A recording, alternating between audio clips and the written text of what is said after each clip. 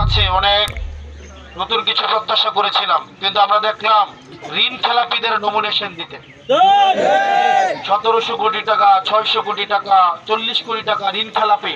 এই ঋণ খেলাপিদেরকে সংসদে পাঠিয়ে আসলে তারা জনগণকে কি বার্তা দিতে চায় সেটা আমাদের বোধগম্য নয়।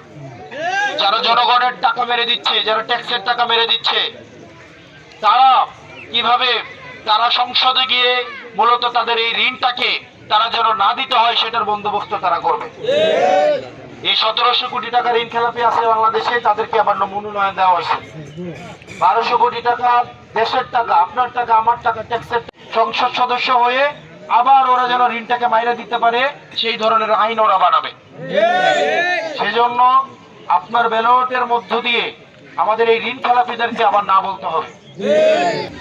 হাদি ভাই একটা ওসিয়ত করছিল, আমাকে মাইরা ফেলুক, আক্ষেপ নাই, দুঃখ নাই, কিন্তু আমার মৃত্যুর বিচারটা যেন আপনারা নিশ্চিত করেন।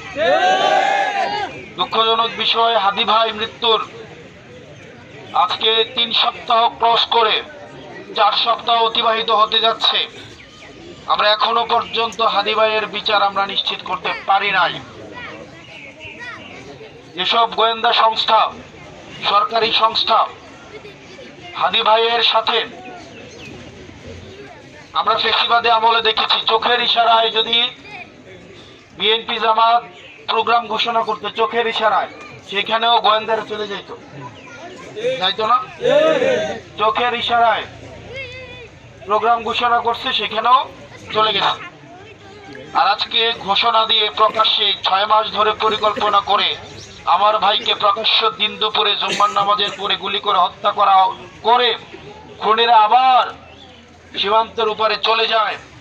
আর আমাদের দেশের গোয়েন্দা সংস্থা, আইন শৃঙ্খলা রক্ষাকারী বাহিনী কোনো ভূমিকা রাখতে পারে না আজকে পর্যন্ত, সেটি আমাদের জন্য লজ্জার।